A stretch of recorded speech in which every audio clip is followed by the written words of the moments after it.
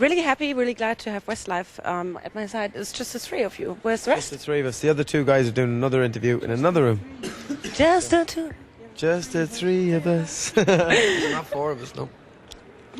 Just the four of us. Just the four of us, right? I forgot. Yeah, there we go. Yeah. That's stupid. We just have got one. Yeah, that's good. Okay, I'm engaged. About the song, you're presenting Mandy tonight. Is it a big challenge to do a cover version? Because I mean, aren't you scared that the people compare you with? Well, I think when you've got a song like Mandy, which I think it's a hit. You know what I mean? So I think you got to be careful what songs you do if you're going to cover them. And we don't ever do a song if any artist is going to do a song. If you're going to cover a song, should I say? You don't necessarily try to make the actual song better. You just want to do a version of it, and hopefully people modernise it a little bit. I mean, Mandy was released in 1975. Yeah, it's 2004, well 2003 when it was released. So, I think we did a good version of it, and people liked it and it sold, and we're pleased with it. It's 30 years old and it's still so up to date. What do you think is the secret of such a song? It's just timeless songs. There's no secret. It's just they're great songs. I think it's a song. If you get a song, no matter how old it is, if it's good enough, it'll always be a great song. In 20 years' time, somebody might cover a Westlife song. Some girl might sing a Westlife song in 20 years' time or something. It's just, it depends. As Nicky says, you got to be really careful with the song you choose. And I think Mandy was a very safe but good choice.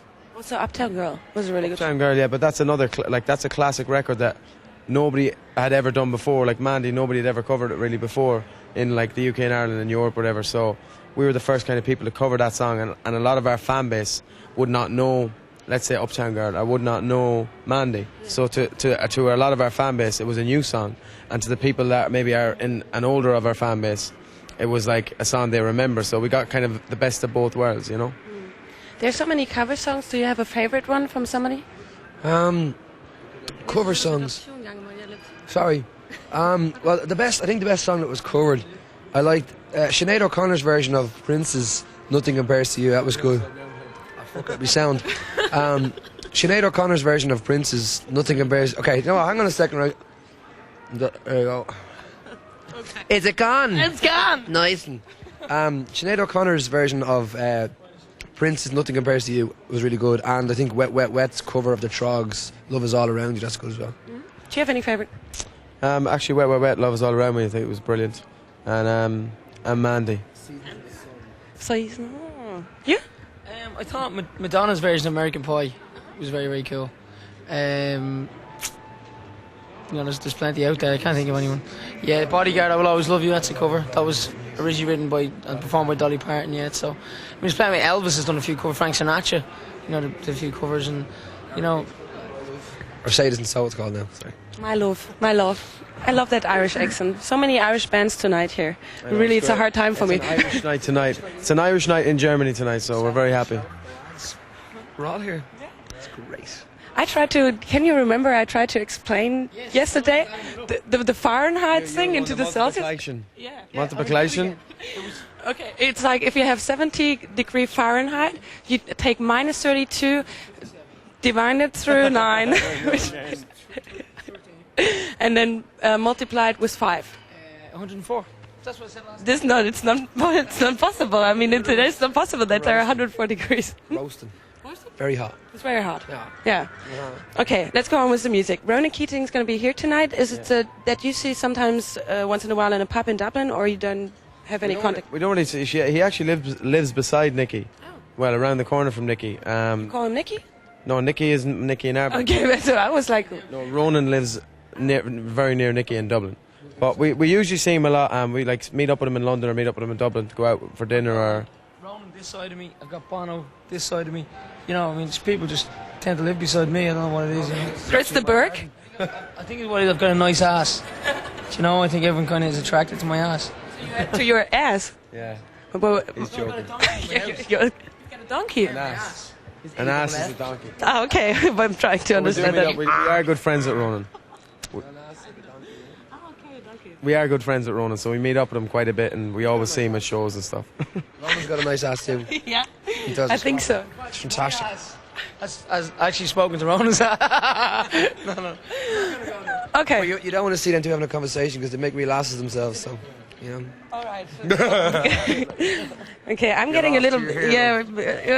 In March, your next single, Obvious, will be released. So you're having a hard time at the moment. Promotion tour, etc.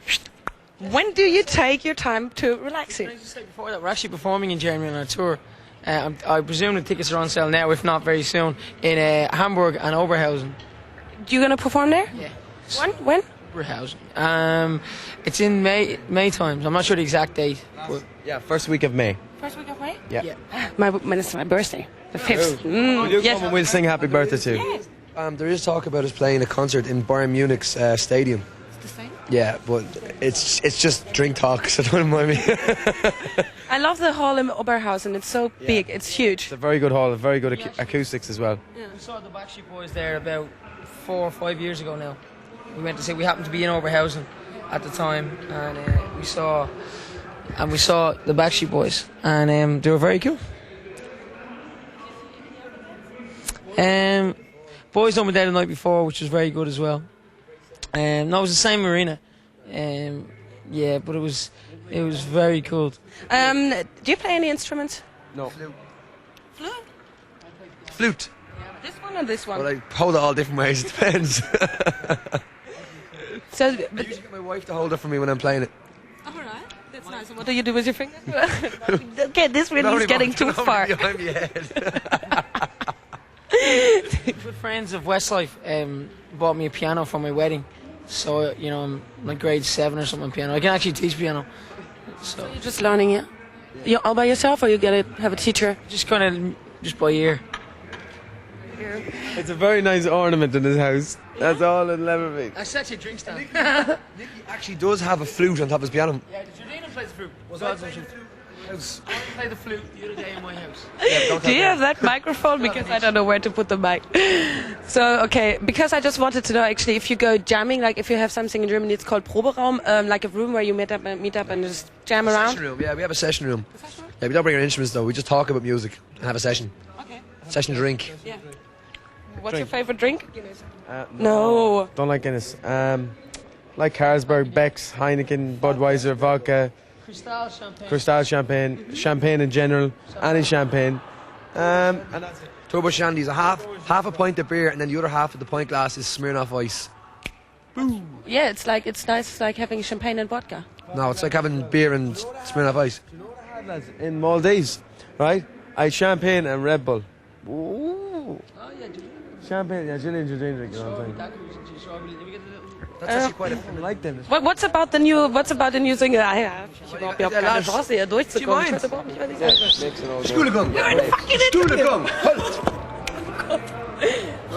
Notig. What's about the new... 96. Lads, come on. Hey, the new single, Obvious, it's not going to be a cover version? No, it's not a cover version, no. It's an original song that was actually written by 2 guys in Sweden. And it's our next single. It's kind of like a mid-tempo ballad. What? Dave and Pierre or some of them. I mean... the name of the guys or what? We honestly don't have a clue who wrote it. No? We know who produced it. Jake. No, and he got skewed then. No, Jake. Did Jake write it? We don't know who wrote it. Yeah, do you know who wrote it? Give me a second. Max Pop and Dennis. Not the Max. Factory. No. What is their fucking name? Right there, the institution. No. No, they're called The Location. Location? Yeah, in Sweden. Writing team that are called The Location, and they're based in Sweden. They're new writers. They're new writers that have come out in the last year or two, and they're very, very talented. And they're called The Location, and we got it produced then by Jake, who's another producer in Sweden. He's a famous producer in Sweden. Is it going to be a ballad? It's actually produced by guys called Andreas and Joseph. Actually was. Andreas and Joseph remixed it then. So it's a lot of people involved in it, and we sing it, and together it's a great song. It's a ballad, or is it going to be up to them? It's a ballad. Yeah, it's a ballad.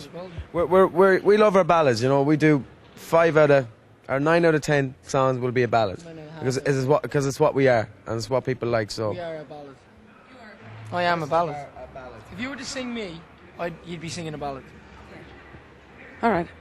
You did like 4 albums already in 4 years? 5 because there was the best stuff. So you doing 1 album a year. Is there a new one coming up? 2004? we have plans for.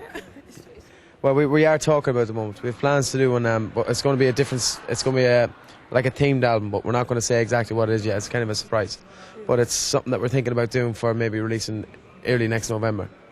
So, but it will be good, hopefully. You know, I was watching MTV this morning, and then I saw that Mandy, you can get it for your cell phone as a melody. Yeah. Don't you think that's weird? Like if you walk around and then you hear a song as a melody. Do you use something like that? I actually heard before. I was in town shopping, in where I'm from in Sligo, and I heard a phone going off in the shop, and it was World of Our Own. You know, do-do-do-do-do-do-do-do, and I was like, and there was a girl on the phone. She didn't know I was in the shop, but I was just looking at her, and then she saw me. She was like, ah! And then. So it was good fun. But do you use something like this, like technical instruments, something like iPod or MP3? iPod, have it in the room. Yeah, it's good. iPod's good. iPod's good. So you like technical things? Not really, no, I just like iPod because you, instead of bringing like 1,000 CDs in your suitcase, you can just have one. Yeah. What can you put on it? 1,000 songs, is it? 3,500 songs. I want one. I don't know. There are some more questions about the rumors splitting up because somebody want to do cinema project and also all bullshit. How do you cope with that? Up. You know, we're very confident as a band, the five of us. I think last year was the most important year for Westlife to prove that we could stay together. And this album has been very successful. Our tour has been very successful. So we're looking forward to hopefully, you know, we take 1 year at a time, but we've no plans to do anything individually. You know, there might be little things here and there, but like nothing major that will take our time away from Westlife for too long. But it'll always be kind of 100% on Westlife. That's what we are, and that's what we love doing. So I'm sure everybody's really happy that they heard this now. And you know, you can go now. You're free. Thank you. I'm finished. Thank you, love. See you in the bar again. Yeah.